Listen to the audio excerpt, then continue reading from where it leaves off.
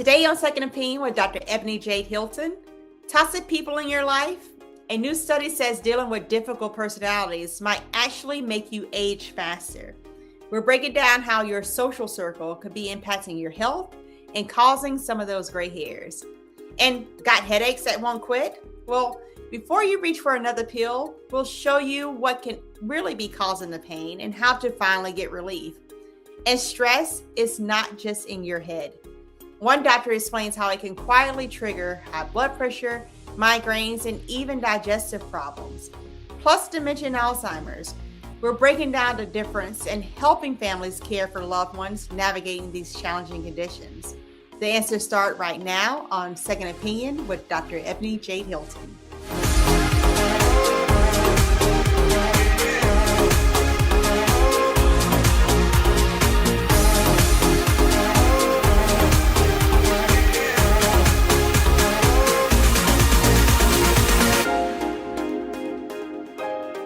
Now, first up, a new study says dealing with difficult people might actually age you faster. The study published in the Proceedings of the National Academy of Sciences revealed that people who have hasslers in their life have a higher biological age than their chronological age. In fact, the study shows that each additional hassler is associated with a 1.5% of faster biological aging, which is 9 months faster than the chronological aging. And joining us now is licensed marriage and family therapist Crystal Guillory, who is managing partner for Cure for Couples. Thank you for joining us, Crystal. Thank you so much for having me. I'm happy to be here. Yeah, we want to talk about this. Let's manage the aging process by managing the difficult people in our lives, right? So how does research define hasslers? And are they really that big of a deal for our overall physical health? Well, I think the research that you're referring to defines hasslers as difficult people who cause challenge in your life. They, in my view, are people who press your boundaries and cause stress in your life. And so then that is, the study is saying, reduces or decreases your biological age. Or increases your biological age, sorry. And you say people may have to look in the mirror when dealing with difficult people. Why is that? Yeah, because a lot of times I think people are getting something. They're getting something positive from dealing with people even when they don't want to. And I think people need to take a look at that. And so it's, am I, fulfilling some kind of obligation that I feel good about feeling? Do I feel like if I don't, then who will? What is it that you're getting? And so you have to take a look at yourself in order to figure that out. And how do you know if you're actually inviting a difficult person into your life? You hear people say, hey, I've had many different relationships, but you look at their relationships and it's like, but you're kind of dating the same person, although they were different people. Yeah. I mean, I don't know if I would call that inviting people in. I think maybe that's just not knowing who you are allowing in your space. And sometimes it's just, we don't know. We just don't know. We haven't spent the time with self long enough. We haven't looked in the mirror to see, what is it that I want? What is it that I'm needing? And why am I attracted to the same thing over and over again that provides me with challenge? And, relationships with intimate relationship is one thing, but there are some people who say, I can't completely avoid difficult individuals because they're my family members or they're my coworkers. What healthy boundary can be put into place to protect that mental health if you can't necessarily get from around that person? Yeah. People, there's a trend, everybody's talking about boundaries and I have to protect my peace and all of that. And I think people have a misguided view of what boundaries actually are. Boundaries are for the person who is setting them. So if I'm using myself as an example, it is, what parameters am I setting for how far will I go? Well, how much do I feel comfortable with? How much am I going to invest in this? And so I can set that. And then as long as I hold that, and I don't go beyond my boundaries, then I can feel safe with what I have done. Mm. The challenge is people think that the boundaries are for other people, but really those are rules and expectations. And you can ask that of other people, but you don't have any control over them. You only have control over yourself. Mm. So you have to protect your own boundaries. Well, and would you consider ghosting a boundary? There's a trend of ghosting people and leaving them on, on Mhm. red when they send a text. Is that the right thing to do, or why is it not? I don't know if it's the right thing to do necessarily. I think if a person is reaching out to you who is a person who you don't want to talk to, then I think that's an opportunity for you to know that maybe you're either not maintaining your boundaries with this person, or this person isn't maintaining the expectations that you have set for them. And then that's something you need to take a look at. I don't know if ghosting is necessarily a good thing. I think it's avoidance, and avoidance isn't always good in relationships. So potentially, if this person is someone like a family member who you're going to continue to see, then that potentially can cause more conflict. When you Mhm. could just say, I am not interested in talking right now, or I don't have time right now, or my capacity just isn't there. Mm. Capacity. And speaking of ghosting, at that point, you probably are completely bankrupt as far as your capacity. So, what are some of the early warning signs that people should look out for to say, hey, this relationship may be heading towards toxicity if it isn't already a toxic situation? Well, I think what's most important is people need to spend time with themselves. Mm. Evaluate, how do I feel with this person? Does this person make my nervous system rattle? Because Mm. that feels like, you know what, I shouldn't be with this person. Maybe there is some unsafety that I'm experiencing when I'm with this person. But quite possibly, it could be that they are triggering a previous experience with someone else. And you can't find that out if you don't spend time with yourself and evaluate, how do you feel? Do I feel warm and cozy and safe? Then that's probably a person you want to spend more time with. Hmm. Hmm. And you say, we trust our senses, right? Mhm. You've been quoted as saying our eyes see out and Mm. not within. Can you explain what that means? Is that the third eye that you're talking about? No, actually, our eyes anatomically Hmm. face out. Right. It's easier to see someone else's flaws and challenges than it is to see your own. So if you don't spend any time with yourself evaluating, how was I in this situation? How did I act like I wanted to act? Am I being the person who I want to be? Then you won't see yourself because our eyes face out. And what I know is you said this and you had the head bob and you did all of these other things, and I was just responding to you. And so then you're not taking any accountability for your own actions, for what your contribution to the situation is. Right. And oftentimes we kind of fluff this away, right? Like, oh, this is just my emotions, or that's just how they feel about things. But Yeah. we know that emotional health can translate to physical health. What are some of the signs and symptoms that it is actually causing some physical health kind of decomposition and increasing the aging process?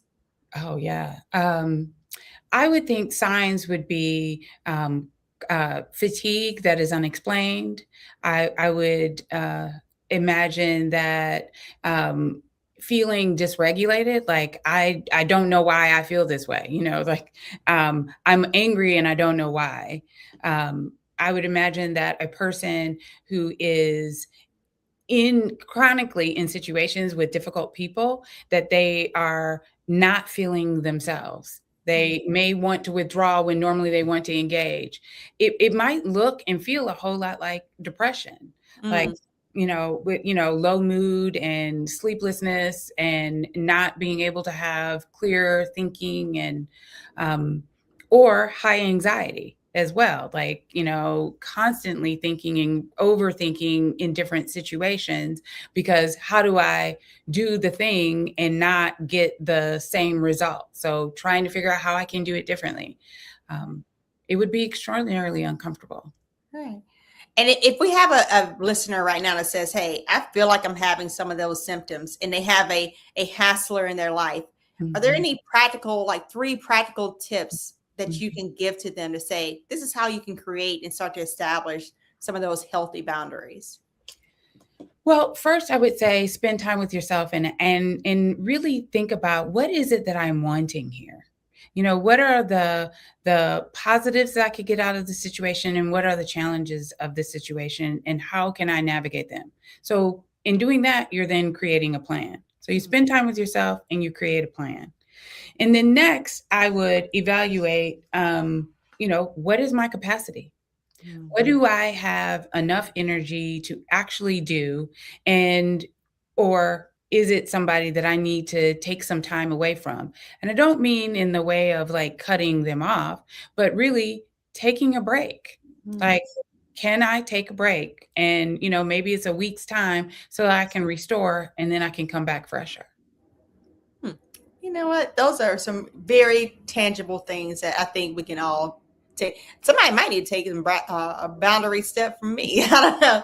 But Crystal, thank you for showing us that setting boundaries isn't about just pushing people away. It's about Mhm. protecting ourselves because, again, mental health is actual physical health. So where can people find you online if they want to kind of get a step-by-step of how to approach this?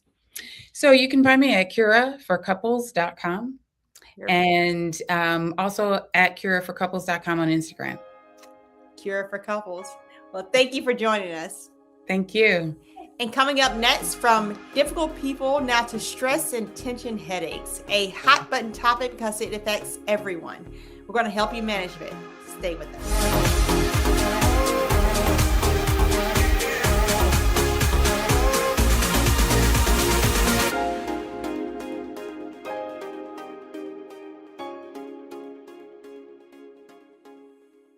I'm Brittany Noble, Midwest-born, HBCU educated with experience in newsrooms across the country. Well, I've teamed up with Roland Martin to bring to you The Breakdown. This isn't just news. It's our stories, our voice, our community.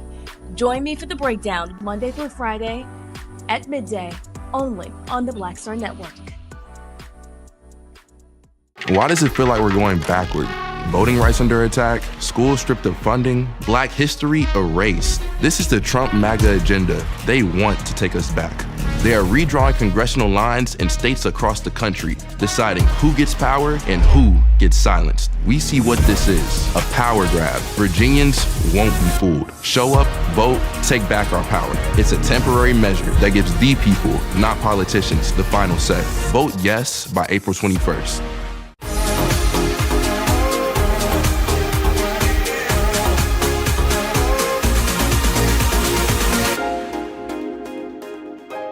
Most people don't realize how much stress affects their everyday life. In fact, the average African American is experiencing headaches 2 to 3 times per week, and we consider this normal. Well, joining me now is Dr. Ronnie Bolar, owner of Vital Life Chiropractic.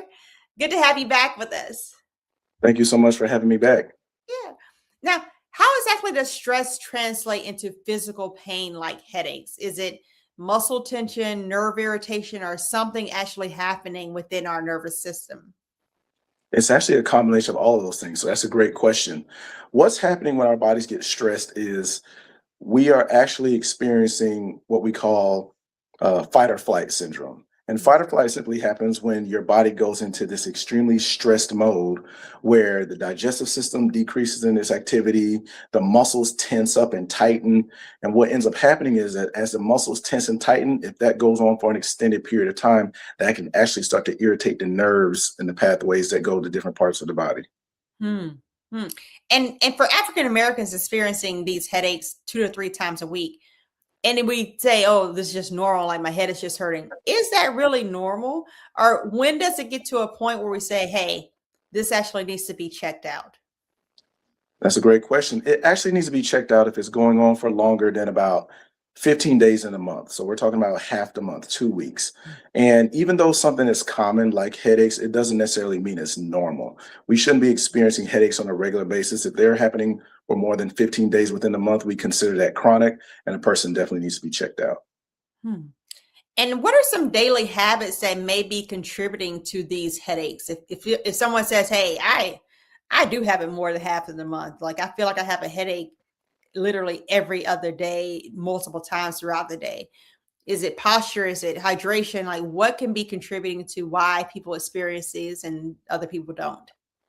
Well, the most common headache that happens is caused by tension and stress. So stress is always the number one factor. It manifests in our bodies in specific ways that we talked about with tension and things of that nature, but also poor sleep.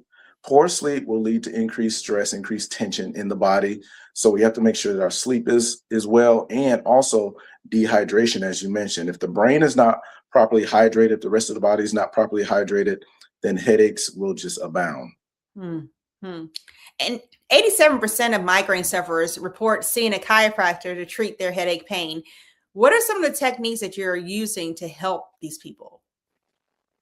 Well, what we actually do is the area in the upper neck, a lot of tension and stress built up in the upper neck area. Those nerves, there are a lot of nerve pathways, especially in the upper neck area, that go to other areas of the brain, the head, the face, the ears, eyes, nose, and throat, which is why people experience headaches.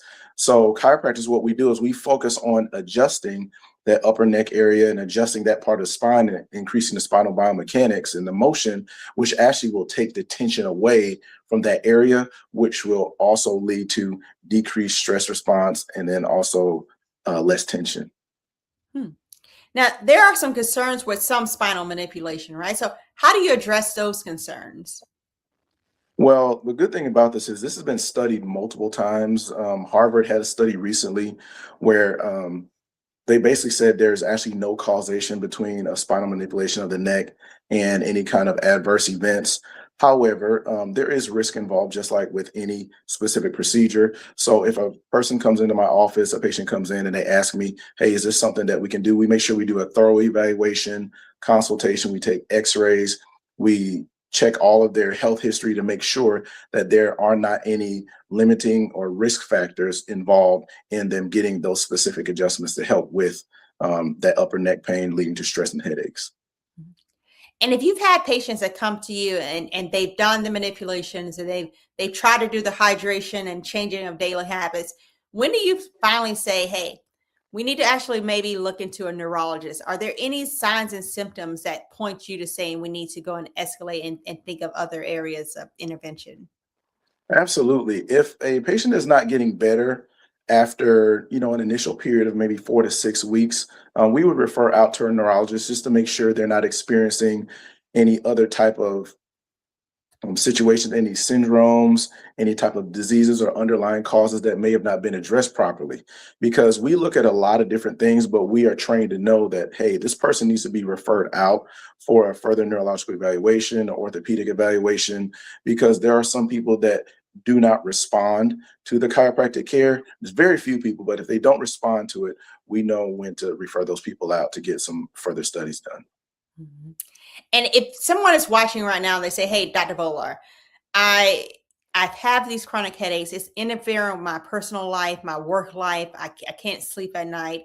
What are some 3 practical things that you would tell them to start to help them to treat themselves at home? And if not, how can they find you so that you can actually get some therapeutic measures on board? Absolutely. The first thing I would tell them to do is watch their posture, watch how much time they're spending on their phone, their mobile devices, practice putting their ears over their shoulders so they can make sure that their posture is good. Second of all, I want them to make sure that they're going to sleep and sleeping properly in the bed, making sure they have a proper sleep position, there's proper temperature there, and make sure they're getting enough sleep. And then the third thing I would tell them to do is that they work at a desk or have an office type of job. I would tell them to get up and move around every hour. They have to make sure that their body is moving around so their circulation is good, the tension stays down or minimized, and that they can actually, address these issues that way. Moving and sleeping. Well, Dr. Bolar, where can they find you? Is any social media site that they can go to if they need to actually have an adjustment? How can they find you? They can find me at livingvitallife.com. That's livingvitallife.com. And they can also look me up at Vital Life Chiro. And they can schedule with us because we address these things each and every day. Well, thank you so much for coming back again. And we will have you back again because we have further questions for you. So thank you, Dr. Bolar. Excellent. Thank you so much for having me. Yeah, thank you. And coming up next, we're helping you recognize the signs of dementia and Alzheimer's and breaking down the difference between the two.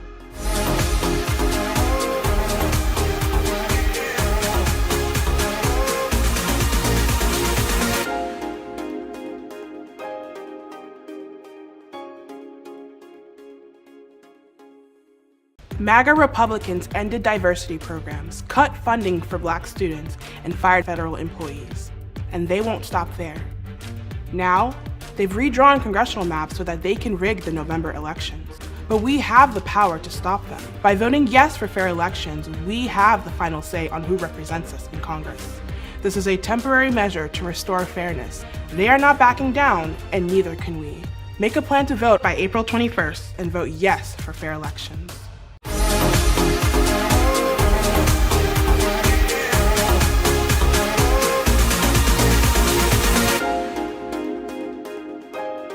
Nearly 7 million people globally are living with Alzheimer's disease, a type of dementia that affects memory, thinking, and behavior. And among Black Americans, ages 70 and older, 21.3% are living with it.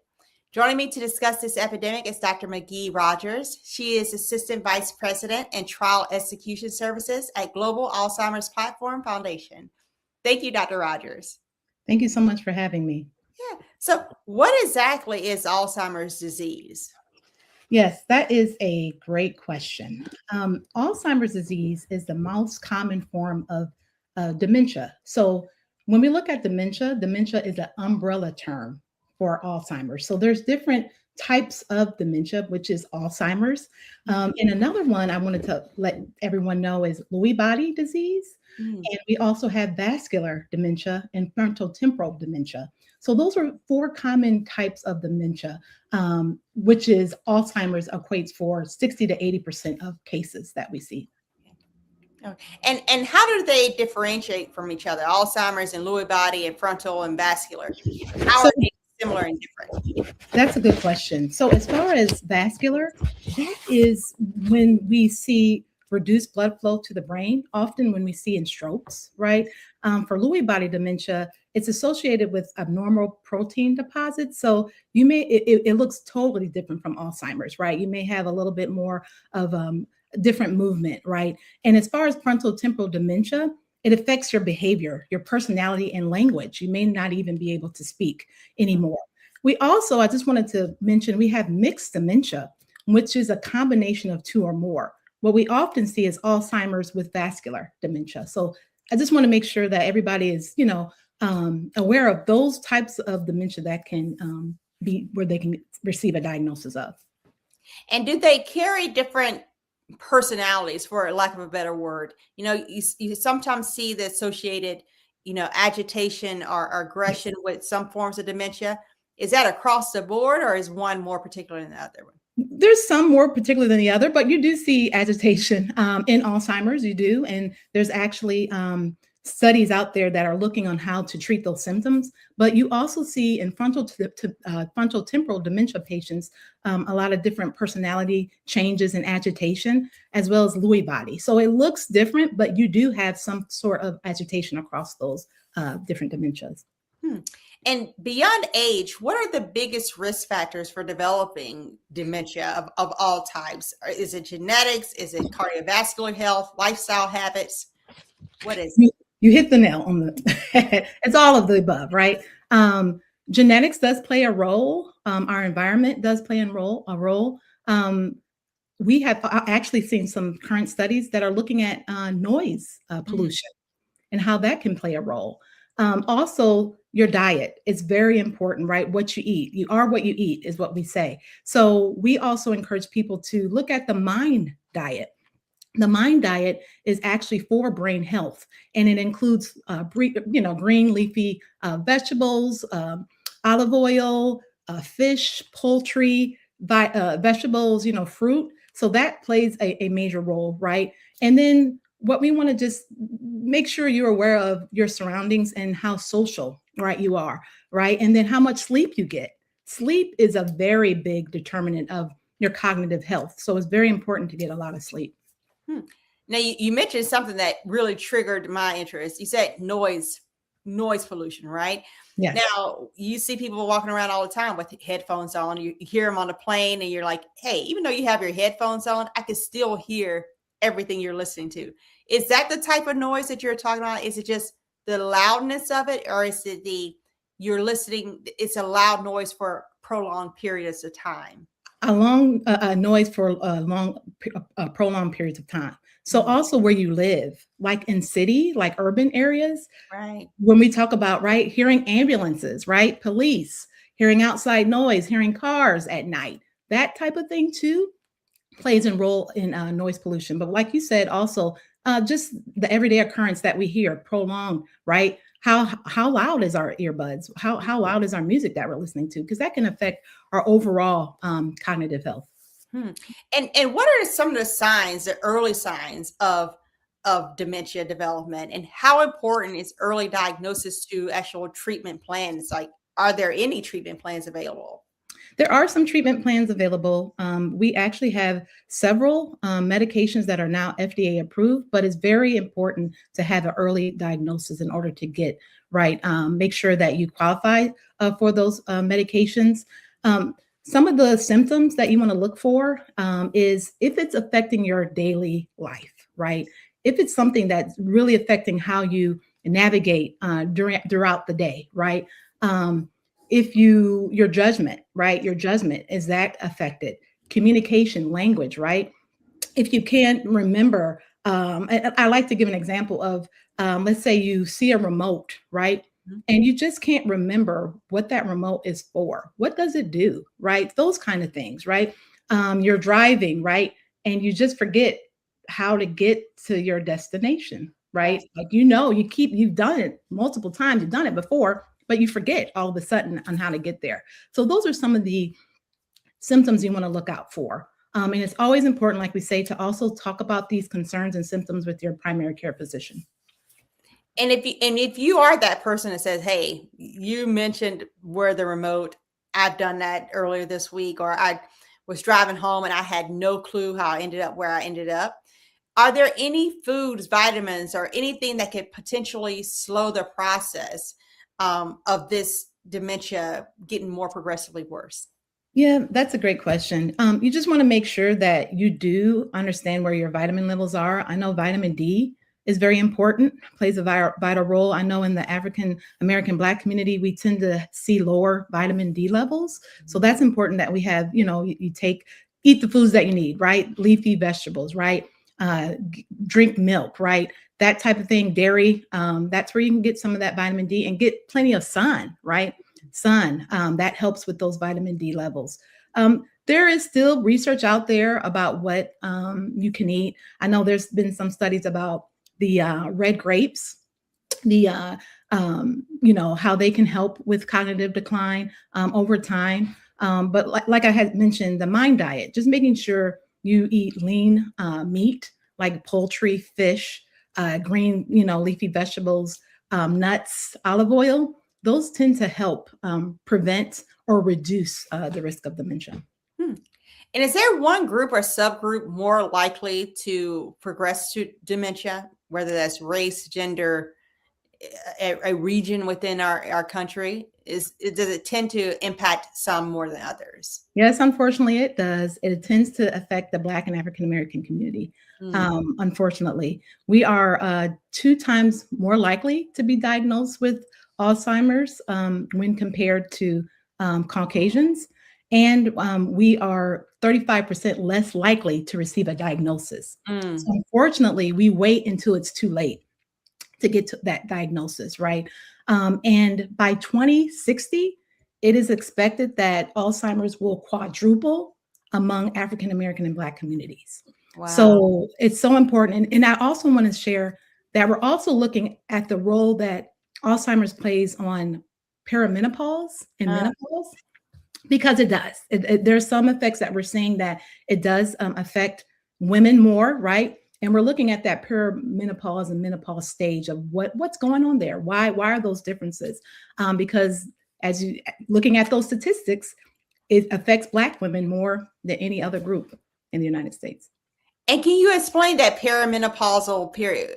is there something that's being shown in those groups of women that Yeah. says, hey, if this is happening when you're in the perimenopausal time frame, we may need to be more aggressive of getting you on early treatments so that you don't Yeah. have to force it. Mhm.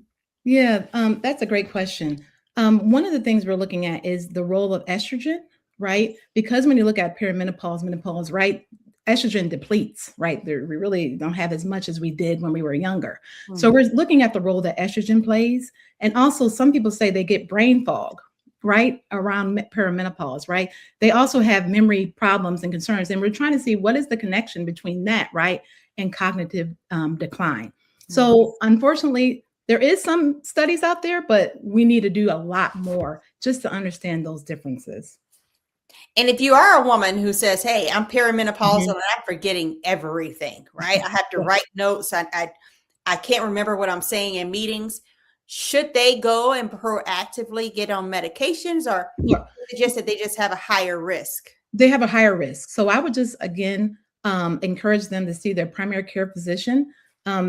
Some primary care physicians and other physicians are able to do cognitive testing, but I also want to also just plug that clinical research is also another way you can get involved and learn more about your health.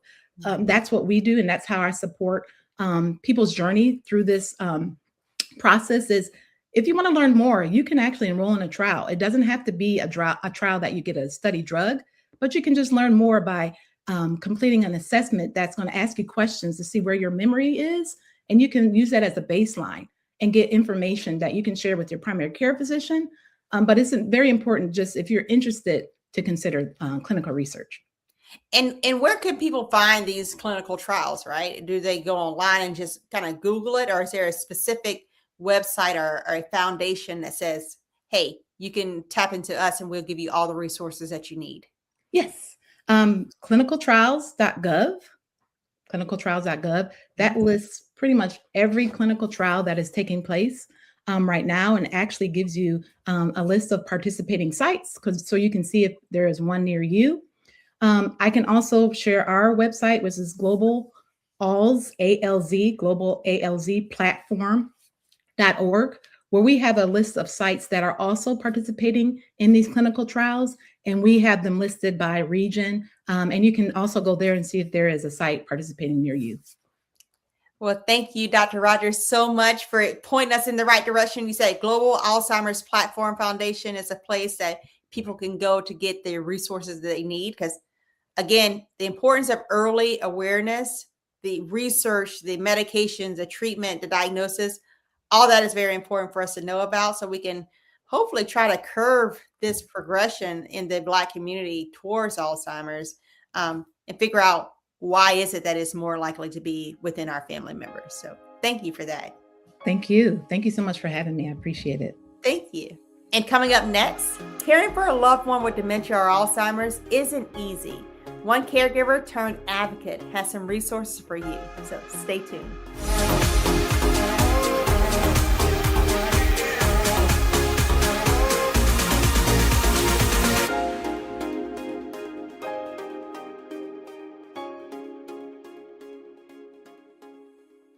I'm Brittany Noble, Midwest-born, HBCU educated with experience in newsrooms across the country. Well, I've teamed up with Roland Martin to bring to you The Breakdown. This isn't just news. It's our stories, our voice, our community.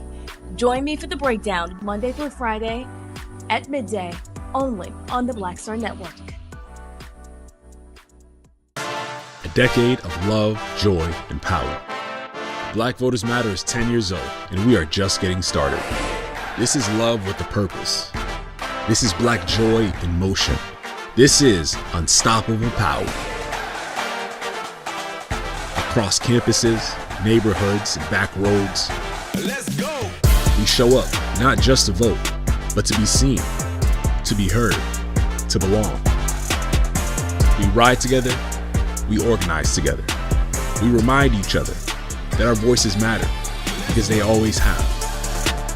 Black Voters Matter is about more than ballots. It's about housing and healthcare, clean water and living wages, education, reproductive freedom, and dignity. It's about turning pain into action, turning belief into movement, turning community into power. We don't wait to be invited. We bring the energy. We bring the love. We bring the people. Because when Black communities come together, we don't just survive, we thrive. This is how change happens. This is how history moves. We organize, we build, we win.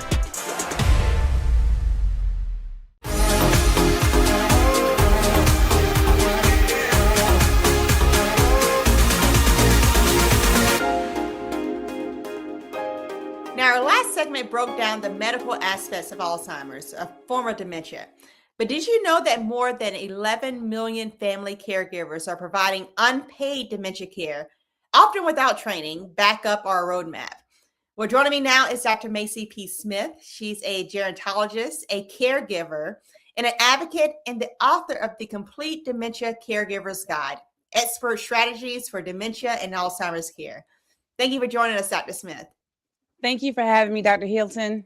Yeah, you know, this is, as we stated, this is a tremendous lift for our community. And caregiving is becoming a multi-generational strain, both emotionally, financially, and physically. What do caregivers typically experience from your viewpoint? Well, first, Dr. Hilton, it's important that caregivers actually identify as a caregiver, because many do not. They're the daughter who ensures mom gets her meals, ensures dad gets his medications, transports grandma back and forth to church. You are a caregiver. So the first thing is to identify as such. And then there is no one place. There is no one-stop shop. When things occur, people tend to go right to the internet, but too much information is just as bad as not enough information. And so caregivers don't know where to go. They don't know what to ask. And what they find is that their livelihood is changing. The life that they once knew is no longer what they've known and what they've, strived for, because many people don't strive to be a caregiver. They don't say, when I grow up, I want to go to South Carolina State University to become a caregiver. Sometimes, Dr. Hilton, it happens overnight. All of us, we're an injury, an illness, or an accident away from either being a caregiver or needing a caregiver. Right. And you bring up this point of, I'm not sure if I'm prepared to take over that responsibility. And families often struggle, especially when we're talking about dementia and Alzheimer's, with behavioral changes of their parents or their elderly, right? Agitation, wandering off, confusion. What strategies do you suggest can be helpful to help manage those moments safely and calmly for that caregiver? Every situation is different. Once you've met one person living with Alzheimer's or dementia, you've met that one person. Mm-hmm. Meet them in their mind. Meet them in the moments in their mind. With Alzheimer's, dementia, they tend to revert to previous life's patterns. So even though we're in 2026, they may be engaging in 1955 or early 2000s. Wherever they are, don't try to bring them back to your reality, because our reality is not always their reality. And so if they're talking about something that's not actually there, talk with them about what they're experiencing. For example, if they're looking for someone who's passed away and they're really actively searching for them, you may not want to say the person is dead. They've been dead for 15 years. You may want to ask them, what is it that you need? Can I help you with it? He or she is okay, but they're not here right now. What that does is it validates their needs. It shows them that they're worthy and that they're valued, and it offers a sense of comfort and offers a sense of reassurance. And that's what's important. You want to speak to the soul of the person, not to the heart of the disease. Oh, speaking to the soul of the person and not the heart of the disease. In thinking of that, to speak to that soul, to take care of that person, it costs, hundreds of thousands of dollars for some people, at least hundreds of dollars every month to help feed, clothe, protect them. And many of these caregivers are paying that out of pocket. So when a loved one is first diagnosed, what do you suggest that family member do or that caregiver do to seek legal financial assistance to take care of that loved one? Well, the first thing I would say is get my book, The Complete Dementia Caregiver's Guide, because I take you from A to Z and back to double A, double B. But if someone is diagnosed with dementia, the very first thing I want the family to ask the doctor is, what type of dementia is it? Dr. Hilton, there are over 100 causes or 100 types of dementia, including the treatable types. And we think about the difference between Alzheimer's and dementia. I want to, bring this out too, if it hasn't already been stated. Dementia is not the actual disease. Dementia is the symptom of the disease. Alzheimer's is the most common cause, and you can think of it as a cough. Your cough is a symptom. You go to the doctor, and the doctor is going to diagnose what's causing the cough: upper respiratory infection, GERD, indigestion. So you want to figure out what's causing dementia. And once the doctor rules out all treatable causes, such as a urinary tract infection, medication side effects, lack of sleep, depression, high blood pressure, then family members need to meet with their team. And I'm talking about their family, biological family, and also logical families. Because Dr. Hilton, our families are a lot smaller these days. We don't have 10, 12, 20 children to be able to compartmentalize and divide up the responsibilities, but get together with everyone who may have a part in providing care for that loved one and divvy up the responsibilities. You also want to invest in a certified elder attorney. The certified elder attorney will help manage the financial assets to determine what the person can afford and what they cannot afford. Medicare does not pay for non-medical long-term services and support. So someone to come into the home to provide non-medical care, the bathing, the dressing, the cleaning, that comes out of pocket. Family caregivers are the backbones to the long-term care system. And if we do not get support for family caregivers sooner than later, the system is going to break their backs. That is full stop. On average, the cost of non-medical care can range anywhere from $3,500 to $5,000 a month. And we're talking about on average over $100,000 from in-home care to assisted living. And so education first is key to determine what your Medicare covers and what it doesn't. And then just like you plan for your children's college fund, you also want to plan, and I'm talking to us, Gen Xers, Gen Zs, you also want to plan for your long-term care as well. But for those who are already over 65, they're in the throes of it, seek the assistance of a certified elder attorney and do some Medicaid planning. Unfortunately, in America, you have to go broke in order to be able to afford long-term services and supports, because Medicaid would cover it. And if you're in that in between and you say, hey, I don't qualify for Medicaid, what are some resources that they can identify to help take care of that family member? I love that question. I call those individuals the gap generation caregivers. And so those caregivers are typically sandwich generation caregivers, average 49, 50 years of age, caring for an older adult loved one, a parent, and also caring for their own family and still working.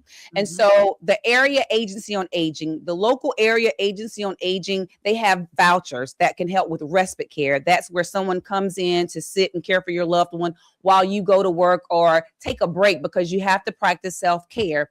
There's also now the Medicare Guide Program, GUIDE, for those who have traditional Medicare, not Medicare Advantage, but traditional Medicare. Medicare is now providing financial support for in-home care. They're providing education and resources to help family members that bear the brunt of the responsibility, how to train them and educate them on how to manage the dementia care at home, non-prescription. Also, they provide a geriatric care manager like myself to help families and seniors better understand the long-term care system, get services in place, and to better understand what to expect from these services. Also, you want to tap into your local universities. Typically, universities, their social work program, their nursing programs, their public health programs, they may have grants. Many of them do have grants to help with dementia care, better understanding Alzheimer's care, and mild cognitive impairment. And they typically have grants to whereas they may provide funding for in-home care, but also education, because education is so vitally important. I'm from a small town in South Carolina called North South Carolina, and just about everybody who was aging had dementia, but they really didn't. They were just aging, and they were dealing with maybe mild cognitive impairment or age-associated memory loss. And so those are the things that we need to be mindful of. There is now a treatment for early stages of Alzheimer's disease. Early onset is something different, but you have to catch it in the early stages. So education is vitally important. If you recognize the signs in the early stages, you could have access to the new treatments to not cure the disease, but it can slow down the progression of Alzheimer's disease, thereby affording the senior and the family caregivers a longer quality of life and their independence. And you mentioned something so important, early detection, right? And early detection is key. Right. And if you're someone with dementia, of course, you may not see those early signs. So what are some of the things that family members can say? Hey, if you're seeing these signs and symptoms, you may need to take your loved one in to actually get a diagnosis. So I'll say the person that's experiencing it, Dr. Hilton, they actually have been experiencing it anywhere from 15 to 20 years before anybody even notices it. So they typically hide what they can't remember and what they're experiencing, because the last thing any of us want to lose is our mind. So we try to, justify why we're forgetting certain things. But Alzheimer's and progressive types of dementia is much more than memory loss and forgetfulness. When the forgetfulness begins to impair a person's life, meaning I might forget your name, but I remember who you are. I remember where I met you, and we can have a meaningful conversation. It's going to roll off my back. It's when that forgetfulness causes emotional trauma. And when I say emotional trauma, someone may be getting very upset because they can't find a pin top. And you're saying to yourself, why are they getting so upset because they can't find a pin top? It's just a pin top. It's probably because they have been experiencing it years before and they can't fix it. And so now, once they, maybe they've forgotten where they parked their car in the Target parking lot, or rather the Walmart parking lot, and they find their car, they crank their car up, but now they're getting lost getting home. We've all forgotten where we parked our car, but we've lived in this house for 25, 30 years. We're going to remember how to get home. But now, since the person can't remember how to do something routine that they've always been able to do, something is happening. But I don't want you to go directly to dementia. I want you to work with the doctor to figure out what's causing this memory loss, this forgetfulness, this inability to make decisions about things that you've always been able to accomplish. So it has to impair the person's day-to-day. And again, everybody is different. So you got to know what's routine for that person. And whatever's routine for that person, and now it's becoming much more challenging by the day, by the weeks, by the month, then something is definitely going on. Well, I know there's many people that's listening right now saying, hey, there is something definitely going wrong. And Dr. Smith, we thank you for coming to shed light on this such important topic. You mentioned the Complete Caregiver's Guide, your book, correct? Yes. Where can people buy this book if they need resources to point them in the right direction? So the book is available in audio format, digital format, paperback, and also hardcover. It's available at Amazon, Barnes & Noble, Books A Million, and Walmart, and it's also available at other bookstores. So if you Google it, I'm sure you'll be able to find it. The Complete Caregiver's Guide by Dr. Smith. Thank you so much for being with us. Thank you so much for having me. Thank you. And coming up next, my prescription of the week.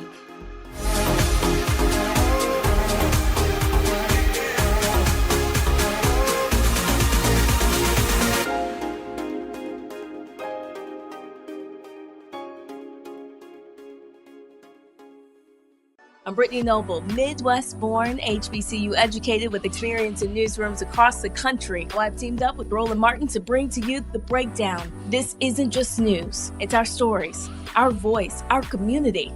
Join me for The Breakdown, Monday through Friday at midday, only on the Black Star Network.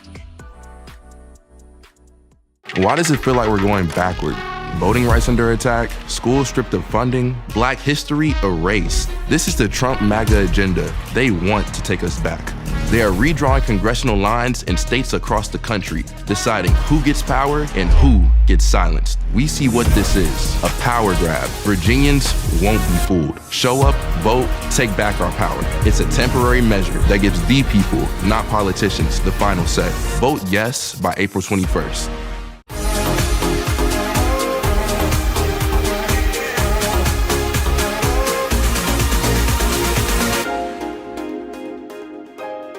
Now let's talk about something we often take for granted until it starts to change: our brain health. Your brain controls everything: your memory, your mood, your focus, your movement, even how your heart and lungs function. And just like the rest of your body, your brain needs care and maintenance to stay healthy over time. The reality is that the brain health is built daily. It's not something we start thinking about at 70. It's shaped by what we do in our 20s, 30s, and 40s. And research is very clear about the biggest influences. Sleep is one of them. When you sleep, your brain actually clears waste products and toxins that build up during the day. Poor sleep over time has been linked to memory problems and increased risk of dementia. Movement is another. Regular physical activity increases blood flow to the brain and stimulates the release of chemicals that help brain cells grow and communicate. Nutrition matters too. Diets rich in fruits, vegetables, whole grains, fish, and healthy fats, like those found in the Mediterranean-style diets, are associated with better cognitive function and lower risk of neurodegenerative disease. And then there's stress. Chronic stress keeps your brain in constant fight or flight mode, raising cortisol levels that can affect memory, mood, and concentration if left unchecked. But brain health isn't just physical, it's social and mental as well. Staying connected with people, continuing to learn new things, and challenging your mind all help strengthen these neural pathways. Think of it this way: your brain is like a muscle. The more you use it, protect it, and fuel it, well, the stronger it stays. So prioritize sleep, move your body, eat foods that nourish your brain, manage stress, stay curious. Because protecting your brain isn't just about preventing disease, it's about preserving the life you actually want to live. And that, my friends, is my prescription of the week. Thank you all for watching, and we'll see you next week on Second Opinion.